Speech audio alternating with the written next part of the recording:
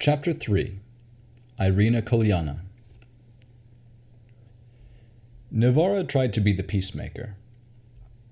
"Henry, I know you're upset," she said, standing between Juniper and Snowflake, holding the reins of both horses. "Rowan should have listened to you, but we're all alive, and we should be thankful." Henry grumbled, dumping dirt on the body of the dead man. They had decided to bury him, and the two children, still unsure why the werewolves had left or whether they would return.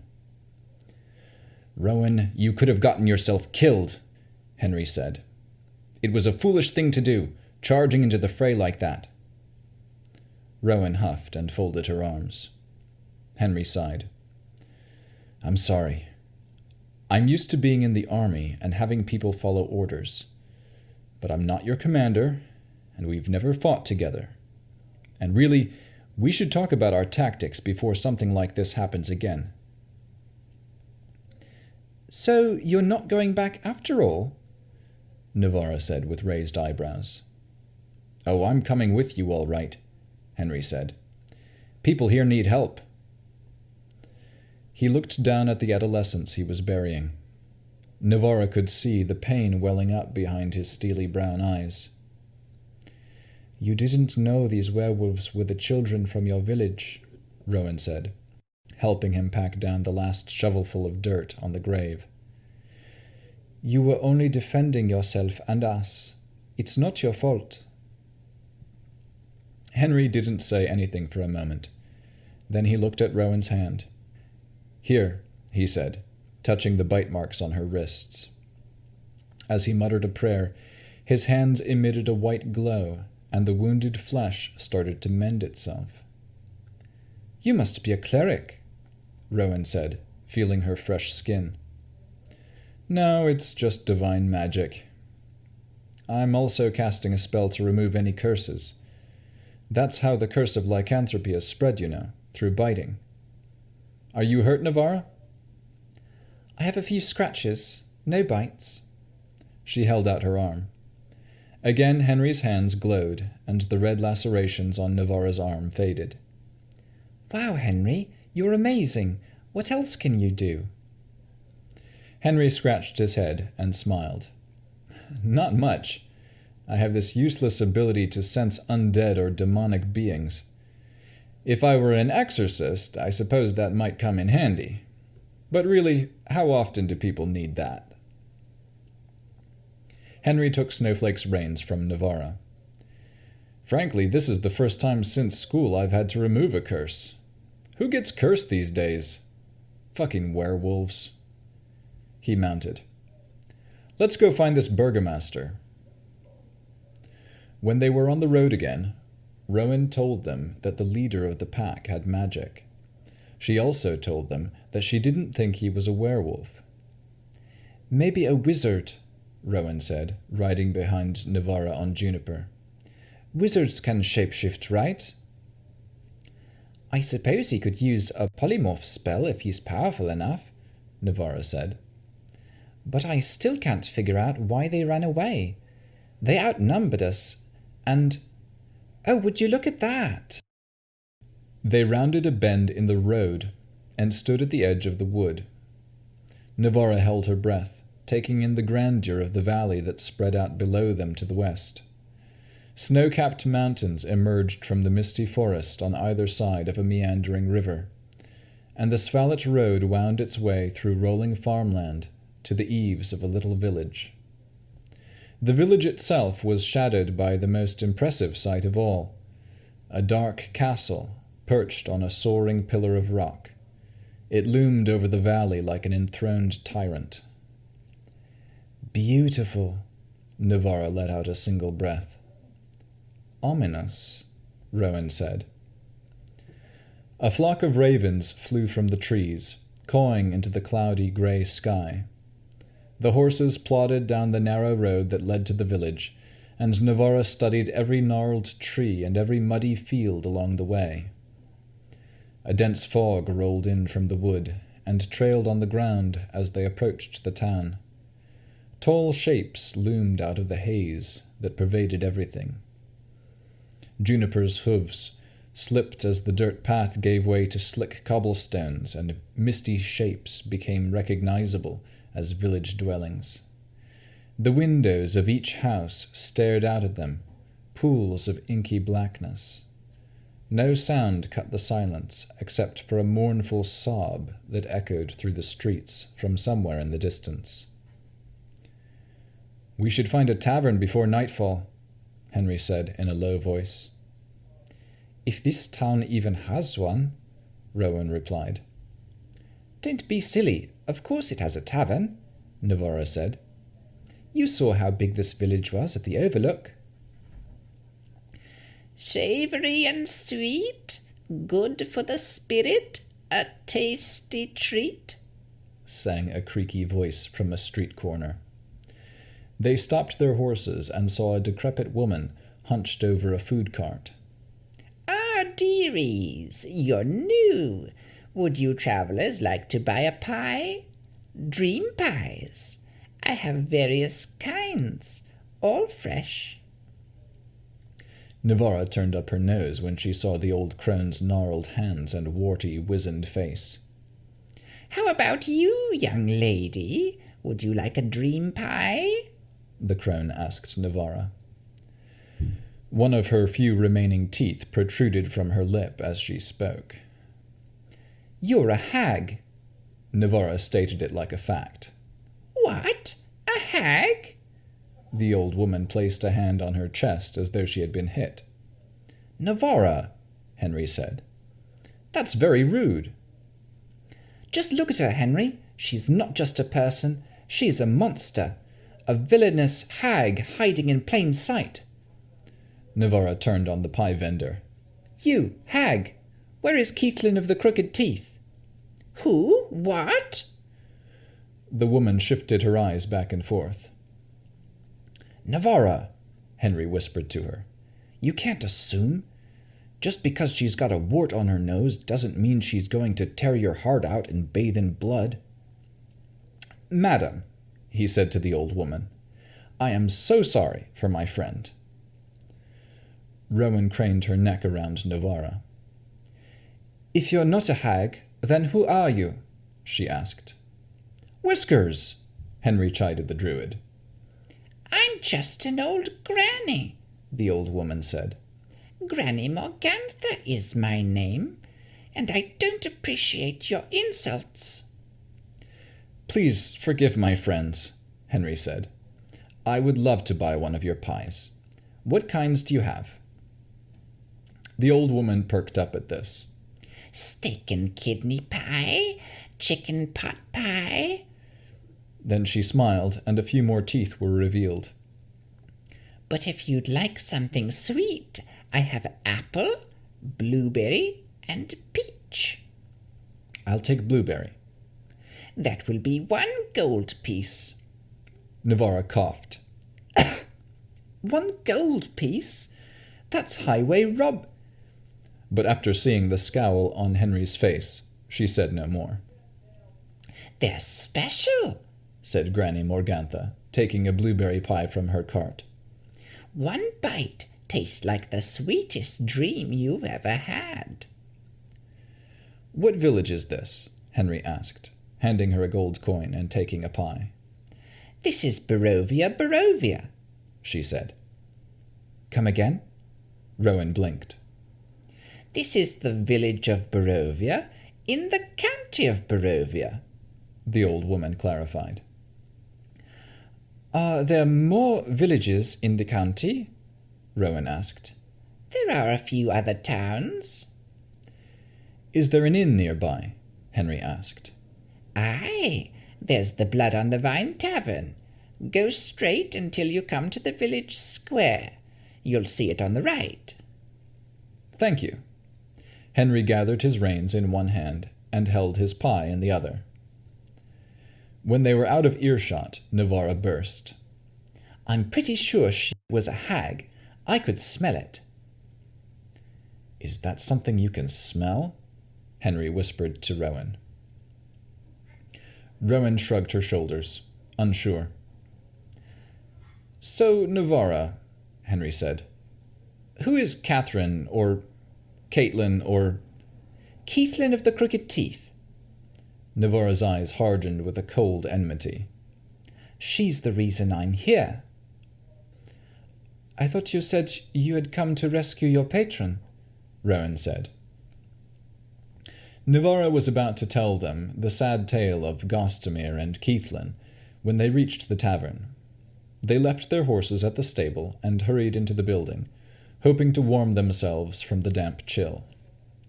As they walked in, however, they felt neither warmth nor comfort. Two men were talking near a dwindling fire in the hearth.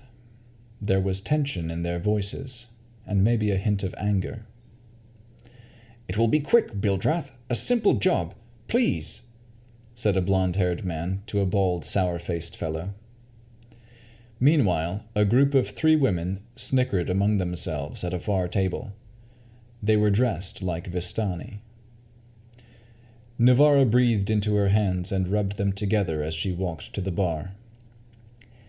Excuse me, she said to a man behind the counter. Is there a room available for 3? The pudgy man at the bar stared past Navara with glazed eyes, his hands at work cleaning one glass after another. Excuse me, she repeated. But the barman continued his monotonous chore as though he had neither heard nor seen her. Evening, said one of the women from the far table. The woman looked Henry up and down. Well, stranger. Do you need a room? It will cost you 5 silver. Then looking from Navara to Rowan, she added casually. We have a stable in the back for your slaves. It'll be an extra 5 for the both of them. We need a room, Henry said, pointing to himself and Navara and Rowan. There's no need for anyone to sleep in the stable but our horses. Horses are 50 coppers each, the woman said, brushing dark curls out of her face. 50 coppers are the same as 5 silver, Navara said. I don't need backtalk from a slave. She's not a slave, Henry said, taking a step closer to the table. What's this? Said a second woman from the table. Her features resembled the first woman's. Are you saying that these elves are not your slaves? She pronounced the word elves with contempt. Concubines? Asked the third woman, whose wavy hair and pointed nose looked like her companion's. No, said Navara, trying not to take offense. We're outsiders. We just want a room. I'll not have any filthy elf in my tavern, said the first woman. Alenka, that's enough. The blond-haired man, who was now by himself, walked over to the table. I will talk to them. Then he turned to Navara, Henry, and Rowan. The man's eyes were bloodshot and tired, but he had a kind smile. I'm sorry about that, he said to them. Did you say you need a place to stay? Yes, said Henry and Navara in unison. The 3 women went back to gossiping among themselves, putting their heads together and shooting snide glances in the elves' direction. I'm Ismark the Lesser, said the blond man. I have accommodations at my house if you need a place to sleep.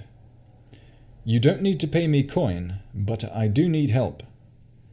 My father, the late burgomaster, died 2 days ago. I need help burying him. Navara gasped. What was your father's name? Kolyan Indirovich. Navara turned to the druid. Rowan, the letter. Rowan took out the letter from the road and showed it to Ismark. His face lightened, and he said, Ivan found someone after all. But what is this? He looked at the blood stain running down the side of the page. I'm sorry, Henry said, but the man carrying that note was dead when we found him. Werewolves, Navara added. Morning Lord above. Ismark's posture deflated, and he shook his head in weary resignation. My father died of a heart attack right after that letter was dispatched. We can help you, Henry said. Navara and Rowan nodded in agreement. Thank you. Come with me. It isn't safe here or on the street.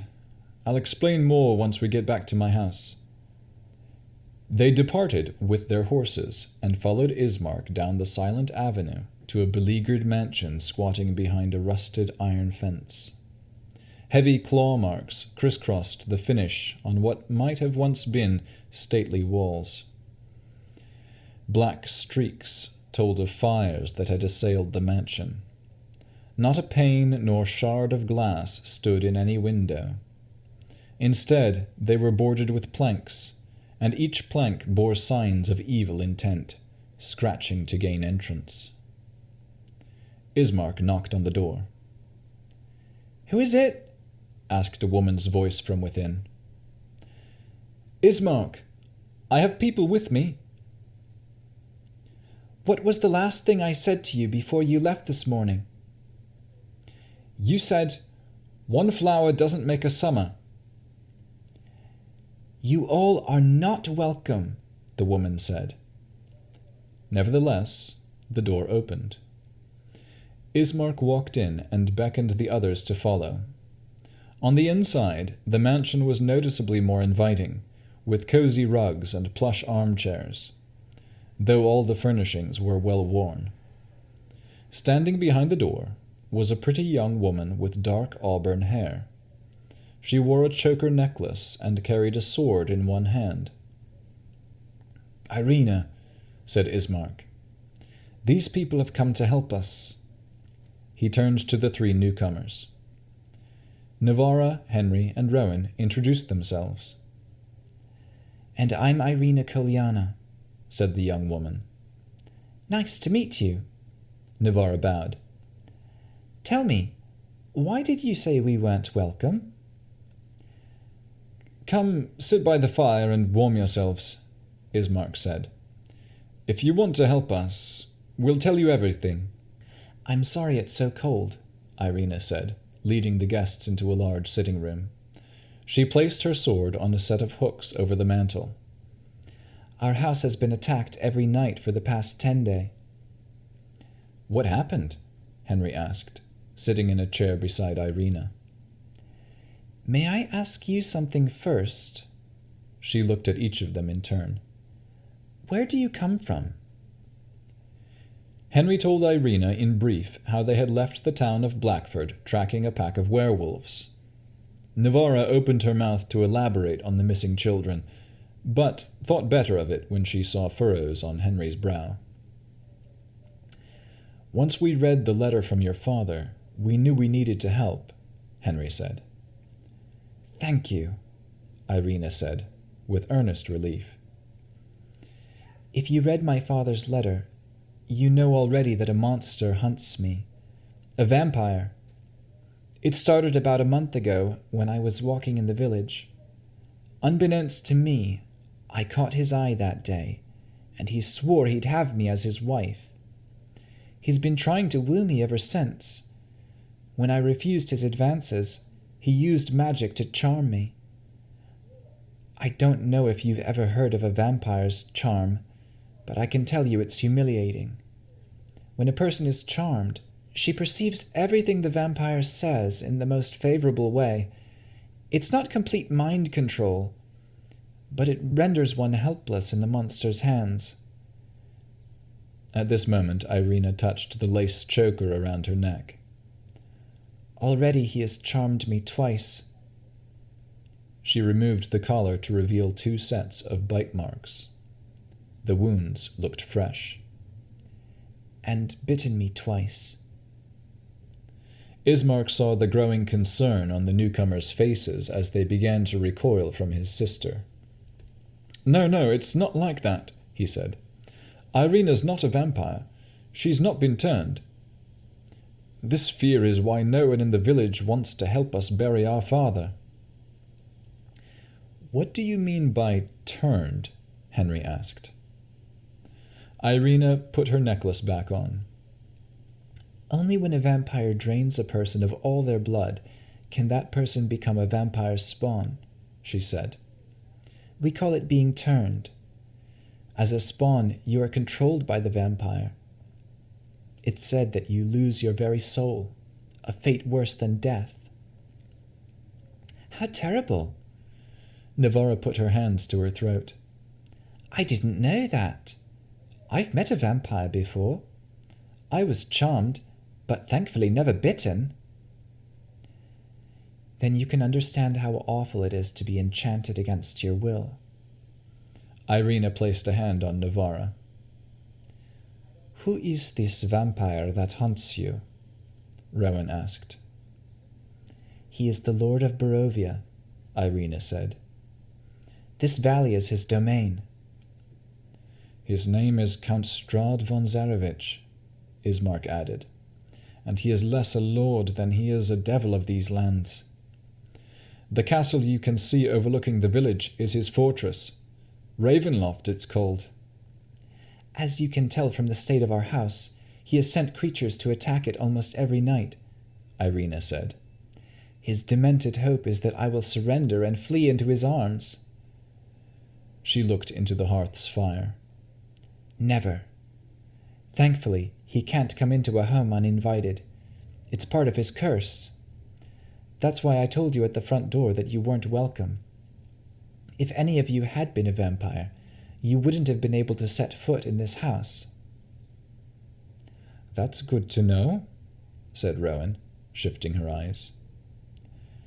Unfortunately, Ismark said, he's been able to weasel his way in twice already by charming us to let him in. How long was he able to charm you? Henry asked. I mean, all magic has its limits. The second time he charmed me, it lasted all day. Ireena clenched her fists. Ismark took in a deep breath. We can't let that monster charm my sister again. That's why, after you help bury our father, I want you to escort Ireena to Vallaki, where she'll be safe. Vallaki is the nearest town, a 3-day journey. I would go with her, but now that our father is dead, the responsibility of burgomaster falls on me. Will no one in this village help you? Navarra asked. Ismark shook his head. No, even if they wanted, no one here has the power to help. Ireena and I are the best swordsmen in town. I doubt if anyone else here has ever held a weapon. But you, he looked at each of the 3 outsiders. You could keep her safe. Ireena met eyes with her brother. I had hoped some of our townspeople would at least help bury our father, but they're all so afraid. Our father had a heart attack the last time Strahd came. The young woman's eyes glistened with tears, and she put up a hand to wipe them away. That must have been awful, Ireena, Henry said, looking on with sympathy. Don't worry, we'll help you. The 3 of us have experience with fighting, and magic too. You'll be safe with us. Ireena swallowed back her tears and nodded in gratitude. Ismark handed his sister a handkerchief and dabbed his own eyes with a corner of his shirt sleeve. Now, Ismark said, we do have food for supper in the kitchen, and after that I can show you to your rooms. Ismark brought out some barley pottage and salt pork. A simple meal, but satisfying. While they ate, Ismark asked Henry if he was a knight. Henry told him a little about his time in the king's army, and Navarra mentioned his divine magic, showing them where her arm had been healed. Of course, I also think it's fascinating that he could remember Barovia, Navarra said of Henry. When Ismark asked what she meant, Navarra explained. You're saying no one outside the county even knows Barovia exists? Ireena asked, a crease lining her brow. And if they hear about it, they'll just forget? The room felt chillier than it had before, and Navarra shivered. She got up and stood next to the fireplace. But that's why I'm here. She moved her hands while she talked. To bring Barovia out of the Shadowfell. I didn't know there was a vampire ruling the valley, but I know it was Keithlin of the Crooked Teeth, a terrible hag, who caused it to disappear from the material plane. What's the Shadowfell? Asked Ireena.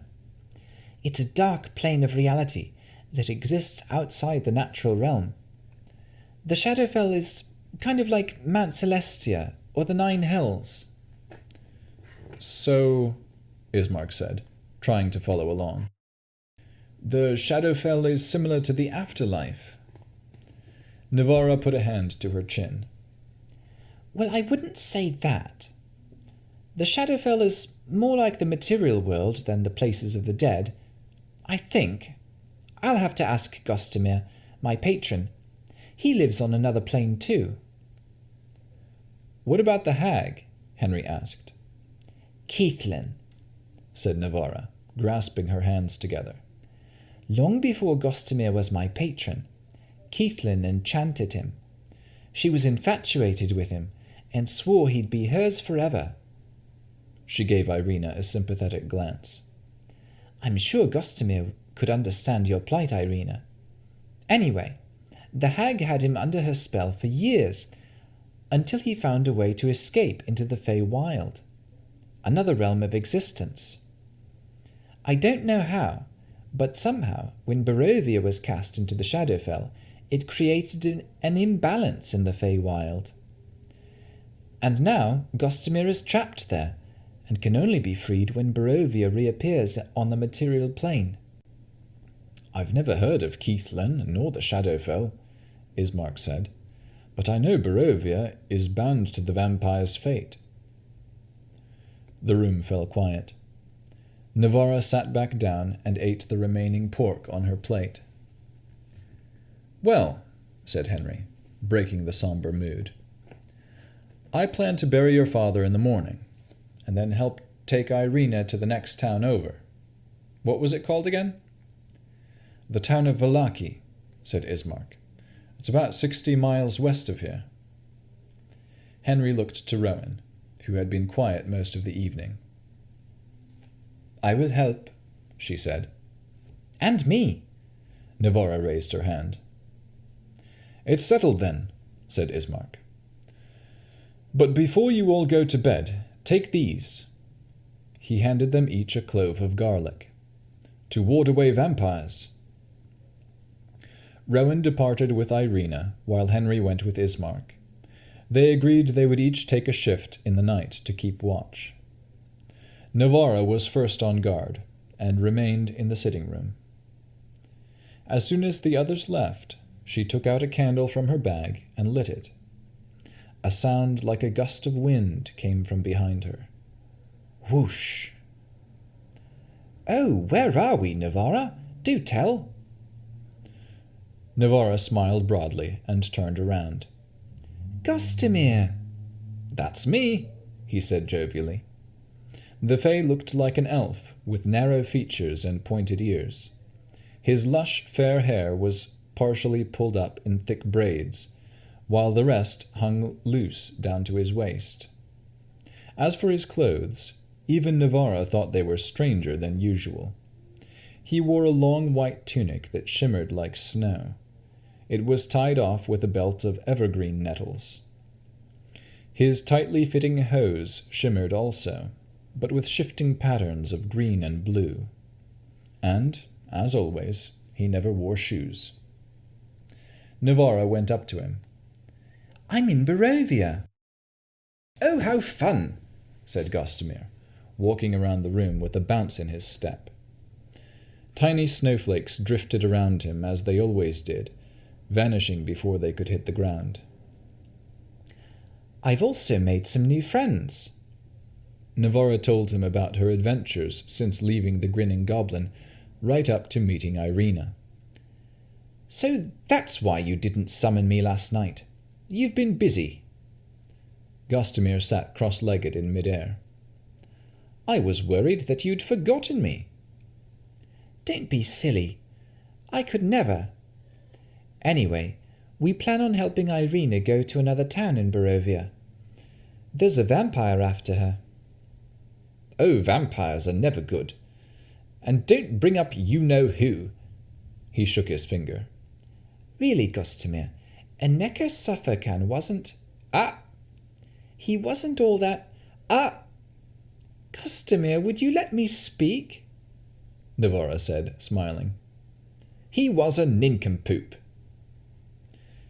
Anyway, this Strahd vampire seems absolutely evil from what they say.